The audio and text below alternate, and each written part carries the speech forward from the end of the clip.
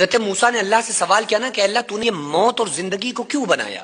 یہ کیا دنیا کا مقصد ہے کہ ایک بچہ پیدا ہوتا ہے، پیدا ہونے کے بعد ماں باپ اسے پرورش کرتے ہیں، بڑا کرتے ہیں، کوئی بچپن میں ہی انتقال کر جاتا ہے، کوئی جوانی تک رہتا ہے، کوئی بڑھاپے تک رہتا ہے، لیکن ایک وقت آتا ہے کہ اسے دنیا سے جانا ہوتا ہے، اسے رخصت ہونا ہوتا ہے۔ اس بات کا جواب اللہ نے قرآن میں بھی دیا ہے۔ اللہ تعالیٰ فرماتا ہے الذی خلق الموت والحیات لیبلوکم ایکم احسن عملا۔ اللہ فرماتا ہے ہم نے موت اور زندگی کو بنایا۔ ہم یہ سمجھتے ہیں کہ شاید بے فائدہ ہم پیدا کر دیے گئے۔ اچھا، یہ سوال جو تھا نا، یہ ہم نے دنیا میں جانا ہی نہیں۔ ہم نے کبھی کسی سے نہیں پوچھا کہ آخر یہ دنیا میں ہم آئے کیوں ہیں۔ دیکھو، ہر چیز کے پیچھے ایک وجہ ہوتی ہے، کوئی نہ کوئی وجہ ہوتی ہے نا۔ آپ یہاں آ کے بیٹھے ہوئے ہیں، اس کے پیچھے بھی کوئی وجہ ہے۔ ہم بات کر رہے ہیں، اس کے پیچھے بھی کوئی وجہ ہے۔ یہ موبائل کے پیچھے کور لگا ہوا ہے، یہ اس کے پیچھے بھی وجہ ہے۔ یہ لائٹنگ جل رہی ہے، کیوں جل رہی ہے؟ کیونکہ اندھیرا تھا، اندھیرے کو ختم کرنے کے لیے لائٹیں جلائی گئی۔ غرض کے دنیا کے ہر کام کے پیچھے کوئی نہ کوئی وجہ ہوتی ہے۔ لیکن دنیا کا جو سب سے بڑا کام تھا وہ یہ تھا کہ اللہ تو نے ہمیں پیدا کیوں کیا؟ صرف کمانے کھانے کے لیے، بڑے گھر بنوانے کے لیے، پھر مر جانے کے لیے؟ تو نے کیوں پیدا کیا؟ یہ سب سے امپورٹنٹ سوال تھا، لیکن افسوس یہ سوال کا جواب نہ والدین نے بتایا، نہ ٹیچر نے بتایا، نہ دوستوں نے بتایا، نہ رشتہ دار، کسی نے نہیں بتایا۔ لیکن جس نے پیدا کیا ہے نا، اس نے بتایا۔ اللہ نے فرمایا وَمَا خَلَقْتُ الْجِنَّ وَالْإِنسَ إِلَّا لِيَعْبُدُونَ، میں نے جنات اور انسان کو اپنی عبادت کے لیے پیدا کیا ہے۔ اور اللہ فرماتا ہے کہ اے میرے بندو، تم سب دنیا میں ایک دوڑ لگا رہے ہو، اور اعلموا انما الحیات الدنیا لعب ولہو وزینۃ وتفاخر بینکم وتکاثر فی الاموال والاولاد۔ اے لوگوں، جان لو، سمجھ لو، یہ جو دنیا ہے نا، یہ زیب و زینت، آرائش، یہ آرامیں، یہ صرف تمہاری نظر کا دھوکہ ہے۔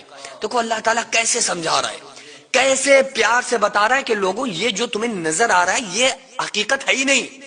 اللہ نے قرآن میں مثال دے کر فرمایا کہ یہ دنیا جس کو تم دیکھتے ہو اور اس کو پانے کی خواب دیکھتے ہو اور اس کی طلب میں لگ جاتے ہو، یہ تو وہ دنیا ہے، ایسے ہے، اللہ قرآن میں فرما رہا ہے جیسے تم سڑک پہ راستے میں چلتے ہو تو تمہیں روڈ پر دور تمہیں پانی نظر آتا ہے روڈ پر، لیکن جب تم روڈ کے بالکل قریب پہنچتے ہو نا آگے، تو وہ پانی وہاں نہیں ہوتا، وہ پانی پھر اور دور ہو جاتا ہے۔ تو اللہ فرما رہا ہے اسی طرح سے تم دنیا کی طلب میں لگے ہوئے ہو، دنیا تمہارے ہاتھوں سے نکلتی جا رہی ہے اور تم دنیا کو پانے کی طلب میں دنیا کے پیچھے پیچھے دوڑتے جا رہے ہو۔ تو اللہ نے فرمایا زیب و زینت، آرائش جو دنیا میں عیش و عشرت دیکھ رہے ہو، اس کی کوئی حقیقت نہیں ہے۔ اللہ فرما رہا ہے تمہیں دھوکے میں ڈال رہی ہیں چیزیں، یہ مت کرو۔ یہ موت اور زندگی کو اللہ نے ایک مقصد کے لیے بنایا ہے، اور اس مقصد کا ذکر اللہ تعالیٰ نے سورہ ملک کی دوسری آیت میں کرتے ہوئے فرمایا الذی خلق الموت والحیات لیبلوکم ایکم احسن عملا، کہ اللہ فرماتا ہے ہم نے موت کو اور زندگی کو بنایا اس لیے تاکہ ہم دیکھیں گے، آزمائیں گے تم میں اچھے عمل کون کرتا ہے۔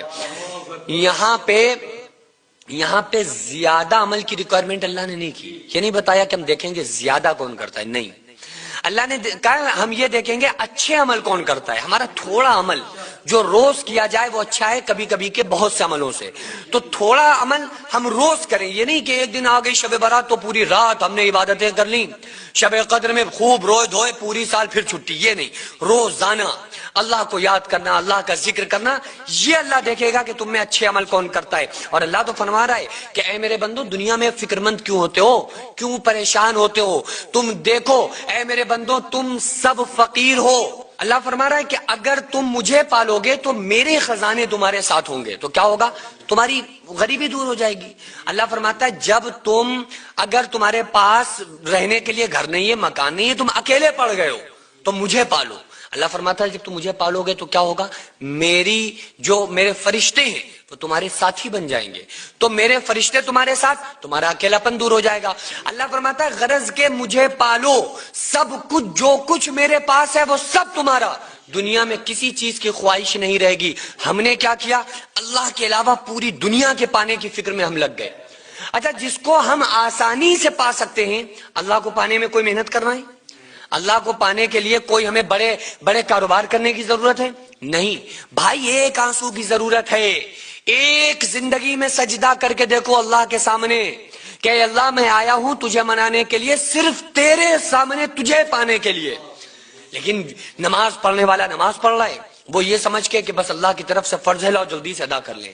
نہیں، کبھی ایک سجدے کی ہمیں توفیق نہیں ہوتی کہ اللہ یہ سجدہ ہم صرف تجھے منانے کے لیے کر رہے ہیں. کیا ہے کبھی؟ نہیں کرتے ہیں ہم ایک روا روی سے ایک ہماری زندگی گزر رہی ہے. بس جدھر کو ہمارا رخ کر دیا گیا، سب نے ایک بات بتائی ہوئی ہے، پیسہ پیسہ پیسہ پیسہ. پیسہ ہے تو سب کچھ ہے، پیسہ نہیں ہے تو کچھ بھی نہیں. ہم دیکھتے بھی اپنی آنکھوں سے.